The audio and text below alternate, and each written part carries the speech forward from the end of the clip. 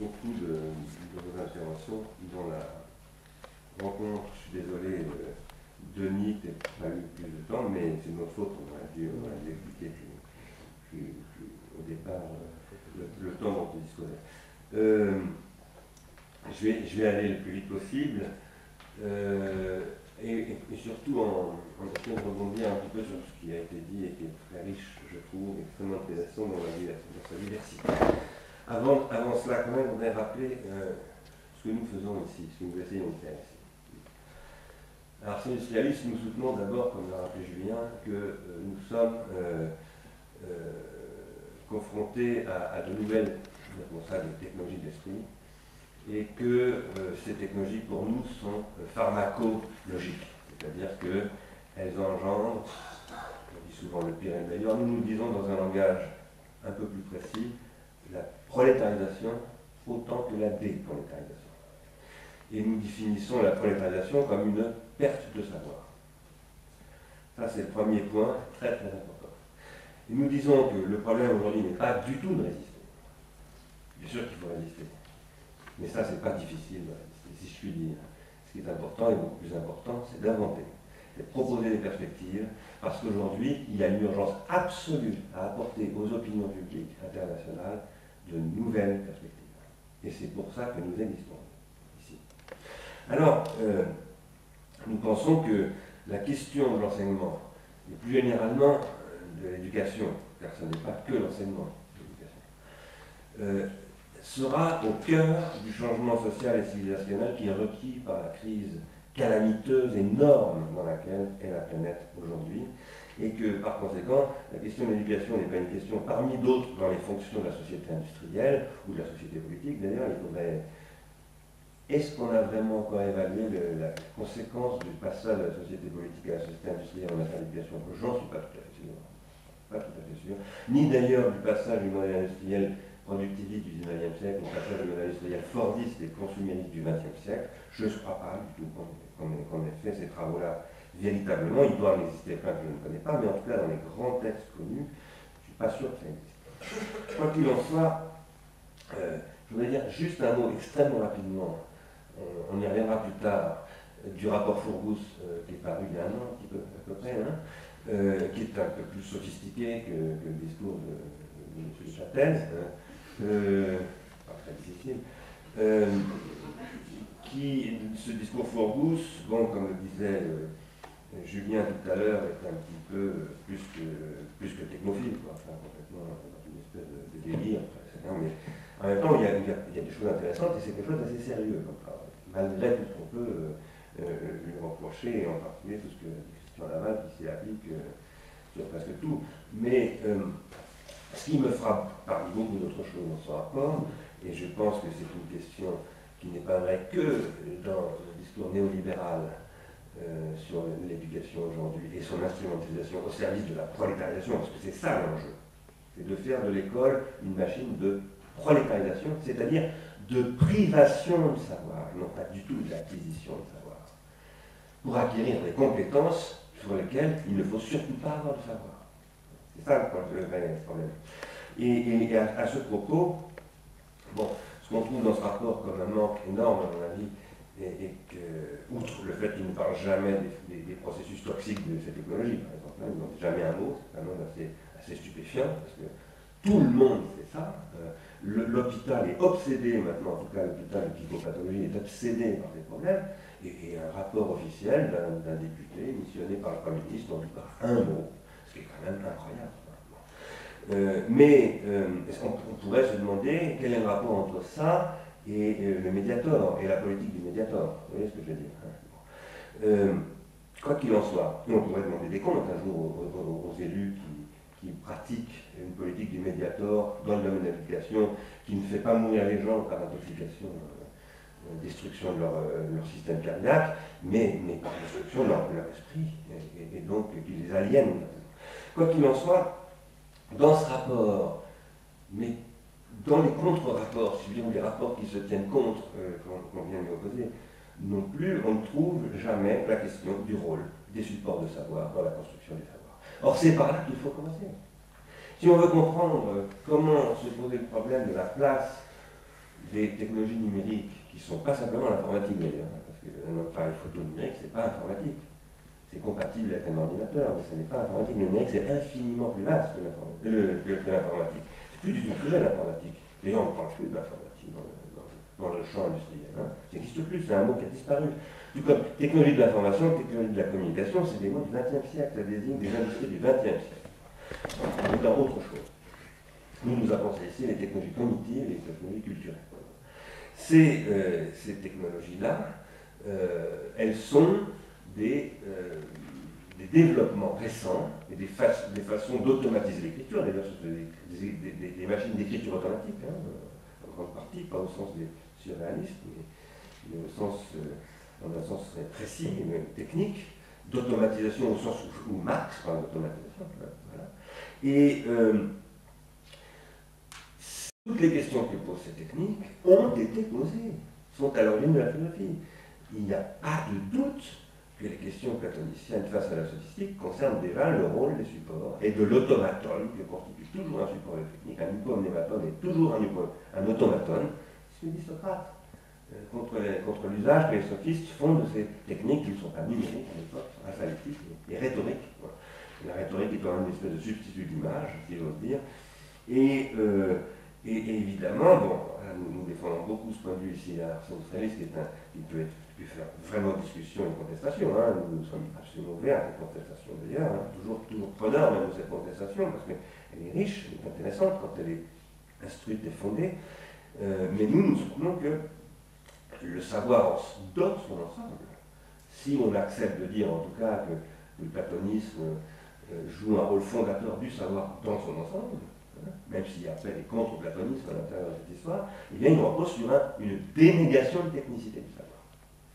Et cela, nous pensons que maintenant, c'est plus le sujet de Jacques Derrida en 1967 de la grammatologie, ça ne se réduit d'ailleurs pas au point de vue de Jacques Derrida, nous essayons d'élargir ce point de vue à d'autres courants de pensée, on peut retrouver dans toutes sortes d'occurrences, pas forcément en philosophie, en anthropologie, en psychologie, etc. On travaille beaucoup maintenant, par exemple, en psychologie, en Écosse, sur psychologie cognitive d'ailleurs, sur les mémoires externes, etc. On commence à découvrir l'importance de tout ça.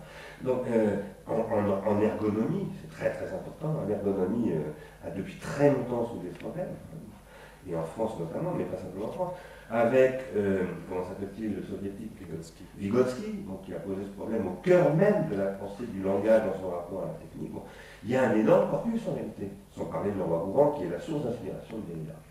Alors, par rapport à tout cela, nous disons, nous, si on veut faire un travail sérieux sur la question, et qui consiste à ne pas dénier qu'on est effectivement dans une société de la connaissance, mais qui consiste essentiellement à prolétariser la connaissance pour le moment, et donc à la détruire, et qu'on a absolument besoin au contraire de la reconstruire, c'est-à-dire qu'on a besoin de reconstruire une société industrielle vivable, responsable, etc. Ça, dans le sens où Sarkozy peut parler de responsabilité, évidemment, parce que ce qu'il appelle la responsabilité, c'est le développement de l'irresponsabilité en réalité, c'est-à-dire du consumérisme. Si on veut faire ça, il faut prendre le problème à sa racine, c'est-à-dire qu'il faut commencer au Collège de France, il faut commencer à la Sorbonne, il faut commencer à Nord-Sud, etc. D'ailleurs, on avait déjà dit ça ici, il y a 2 ans, je crois, quand Denis Cambouchner était déjà venu, je le remercie de venir une seconde fois ici au Théâtre de la Commune. Alors, une fois qu'on a dit ça, c'était ce que j'appellerais l'ordre des questions de l'hypomnématone. Si on veut réfléchir à la place de l'hypomnématone dans l'enseignement de la physique, ce que fait un prof de physique qui est ici présent, Simon Lassel, et qui utilise la vidéo pour ça, il faut commencer à réfléchir à la place de l'hypomnématone dans la physique en général. Dans la physique de Galilée, dans la physique contemporaine, dans la construction du raisonnement, non pas physique mais mathématique, qui est la condition de la physique, et il faut revenir donc, par exemple, à la lecture de Husserl et à l'origine de la géométrie et à tant d'autres choses. Et si on veut faire cela, il faut développer une politique de recherche scientifique,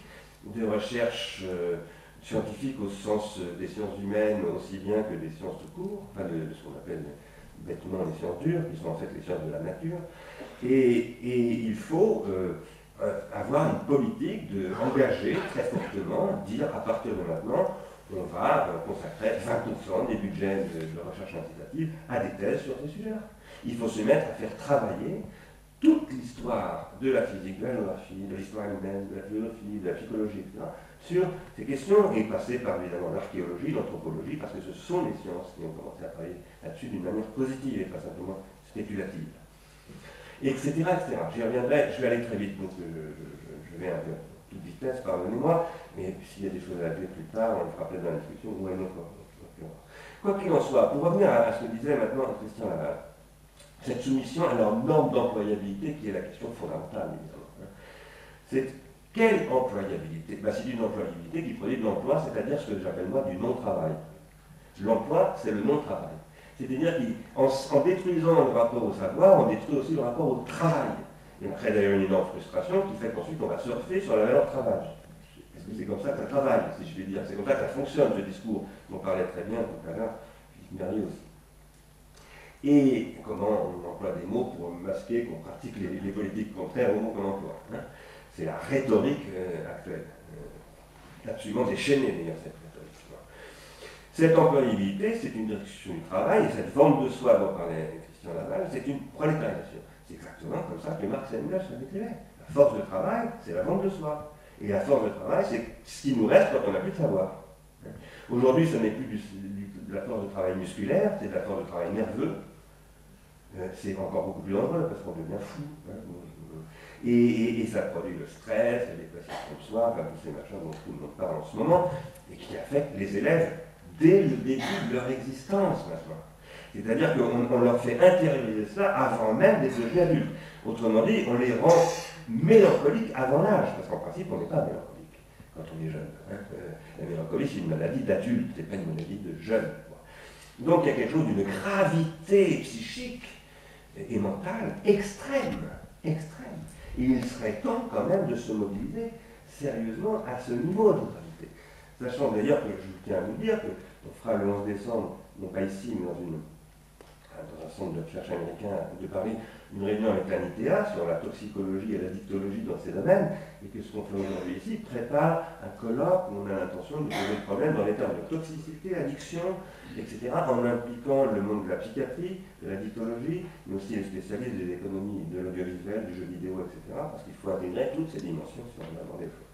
Alors, ce processus que décrivait Christian Laval comme la vente de soi, dont on a aussi parlé avec Mauricio Lazzarato ici sur l'entreprise de soi, soit comme entrepreneur de soi, c'est ce que Valéry appelait, et c'est ce qu'on citait dans notre premier manifeste en 2005, la baisse de la valeur esprit. Paul Valéry a analysé tout ça de manière absolument lumineuse et totalement prophétique, incroyablement même lucide, et c'est ce qui transforme la valeur d'usage qu'est fondamentalement une connaissance. Une connaissance, c'est une valeur d'usage, en une valeur d'échange qui la rend absolument impraticable, mais employable en revanche. Impraticable, c'est-à-dire qu'on ne peut pas avoir de praxis, comme disaient les Grecs, hein, mais on peut l'employer, c'est-à-dire qu'on peut l'exploiter. On peut faire qu'on va exploiter celui qui a transformé cette valeur d'usage en une valeur d'échange à laquelle il s'est adapté, à laquelle il s'est conformé, et qui l'a conduit par cette individualisation, dont on parlait tout à l'heure, à une désindividuation. Parce que Simondon définit la prolétarisation comme ça. La prolétarisation, dit Simondon, c'est la désindividuation, c'est la perte d'individuation, c'est la perte de savoir. Alors ici, j'insiste sur un point très important du vocabulaire, l'individualisation n'est pas l'individuation et réciproquement. L'individuation, nous nous référons toujours ici avec ce terme à Simondon, c'est ce qui fait que l'individuation psychique est toujours déjà ce qui devient une individuation collective. Ça n'est donc pas une individualisation, ça n'est jamais une individualisation. L'individualisation existe, c'est un moment d'individuation, mais le savoir, c'est ce qui nous transmet des compétences, ou des possibilités, ou des savoirs, de s'individuer et non pas de s'individualiser. Et ça, c'est très important. L'individualisation, c'est pour le consommateur. Mais l'individuation, ça ne se consomme pas. C'est un processus sans fin, comme dit Simondon, et c'est aussi vrai de la géométrie dont parle Husserl. Hein, le nous géométrique dont parle Husserl, il est infini à cause de ça. Alors, lorsque nous disons qu'il y a une pharmacologie de ces hypomnématas, et des hypomnématas de l'écriture aussi bien que l'hypomnématon numérique, mais il faudrait aussi parler du cinéma, de l'image, des hypomnématas analogiques. Il faudrait aussi parler de la machine-outil, qui est un hypomnématon aussi. C'est ce que dit dans les Grundrisse Marx, en disant que la machine-outil, c'est du savoir matérialisée, et que donc cette extériorisation du savoir, elle n'a pas commencé avec le numérique. Elle a commencé en réalité avec Platon, c'est pour ça que j'ai soutenu dans un livre que Platon est le premier penseur du prolétariat, mais elle s'est développée d'une manière comme le modèle industriel au XVIIIe siècle, à la fin du XVIIIe siècle, et le premier à le dire, ça n'est pas Marx, c'est Adam Smith. Donc ce processus n'est pas du tout nouveau, mais il est en train de passer à un niveau supérieur, parce que ces technologies de numérisation qui ont commencé dans les machines-outils des entreprises et dans les terminaux des banques sont en train de rentrer dans les écoles et dans nos poches avec les appareils photo numériques et les téléphones portables et dans les poches de nos enfants surtout. Et à partir de là, il y a quelque chose qui est en train de se jouer, mais par rapport à quoi il faut prendre en compte très sérieusement cette pharmacologie que j'appelle positive. En rappelant que Derrida avait écrit quand même un chapitre qui s'appelait de la grammatologie comme science positive, programme qui ne m'a jamais conduit en vérité, eh bien, il y a aussi une pharmacologie positive à mettre en œuvre, c'est-à-dire la pharmacologie, ça n'est pas que de l'intoxication, c'est la seule issue, de toute façon, si en tout cas on en suit Derrida, qui dit que la logique du supplément, c'est la logique, entre guillemets, de cette façon de vivre, qui est la vie technicisée, il enchaîne ici sur le roi Bourran, il n'y a pas d'issue que le pharmacone. Donc, à partir de là, le problème n'est pas de s'en prendre au pharmacone, le problème c'est de s'en prendre à une certaine pratique toxique du pharmacone. Il est pensé à partir de la pharmacone. Alors, ce marché du savoir qui se développe aujourd'hui est une conséquence de ce grand marché du travail prolétarisé que Marx décrivait au XIXe siècle. Ça n'est que la suite, mais cette suite ne s'applique plus à la force musculaire, mais à la force nerveuse et à la nôtre. Et elle conduit à une prolétarisation, je ne vais pas développer ce point, absolument généralisée. Enfin, je tiens à le redire quand même ici, très vite, que Greenspan, déclarant « je ne savais pas que ça marchait comme ça, la Fed et tout ça », c'est un prolétaire qui doit payer $1 million par mois et qui a nommé un voyou à la tête du Nasdaq parce qu'il ne comprend absolument pas comment marche le système qu'il dirige. Et ça, c'est la prolétarisation dans tous ses effets. Alors, la suppression des médiations entre les élèves et les enseignants, dont parlait Christian Laval à la fin, qui constateront à la question des livres, et chaque fois, ces pharmacologies toxiques, elles veulent toujours remplacer les anciens pharmacas par le nouveau pharmacone, alors qu'en fait, les pharmacas s'accumulent toujours et ne se remplacent absolument jamais. Eh bien, et donc il ne s'agit pas du tout de faire disparaître les livres. Au passage, je me permets de vous recommander la lecture la deuxième partie d'un de nos livres qui s'appelle Pour en finir avec mes croissances, qui a été écrit par Alain Giffard, qui s'appelle La lecture industrielle. Nous travaillons beaucoup sur le rapport entre le livre et le numérique, et Giffard en particulier, je crois qu'il est là. Nous disons que la suppression des médiations, par exemple entre élèves et enseignants, c'est ce que nous appelons un court-circuit dans le processus de transindividuation que sont les disciplines. Une discipline, la géométrie, la pratique de la grammaire, tout ça, ce sont des processus de transindividuation, nous appelons ça comme ça, et qu'il s'agit de les court-circuiter, ces disciplines, en court-circuitant ceux qui les enseignent, parce qu'ils les accablent, pour les remplacer par des automates.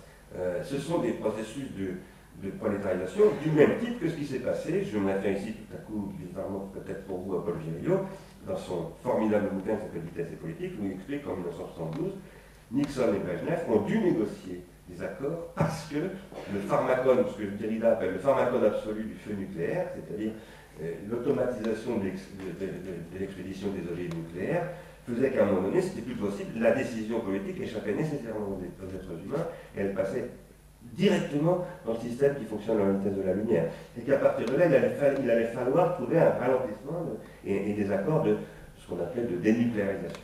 Donc là, on a affaire à ce problème aujourd'hui avec les subprimes, c'est exactement ça, ce qui s'est passé, et on a affaire à ce problème à tous les niveaux. Alors, ces courts-circuits, ils se sont produits aussi avec la télévision, court-circuitant. Philippe Mérieux rappelait tout à l'heure qu'on discute de moins en moins dans les familles. Eh bien, il y a une enquête qui a été faite aux États-Unis qui a montré qu'en effet, en 15 ans, les familles ont diminué leur temps de discussion interne par 3, donc ça a diminué des 2 tiers, sous l'effet de l'augmentation de la consommation des médias. Ce que je voudrais dire, c'est que ici, pour ouvrir ensuite, et je m'arrête, je vais aller vers ma conclusion tout de suite, pour ouvrir sur quelques propositions positives et très pratiques, parce que nous essayons nous pensons qu'il faut faire des propositions pratiques et qu'il faut écrire des manifestes, adopter des motions en disant il faut faire ça maintenant. En plus, il va y avoir une campagne électorale, c'est le moment ou jamais d'entrer dans cette campagne, en disant que nous existons aussi et que nous faisons des propositions positives. Si les partis politiques n'arrivent pas à penser, ben nous essayons de penser un petit peu.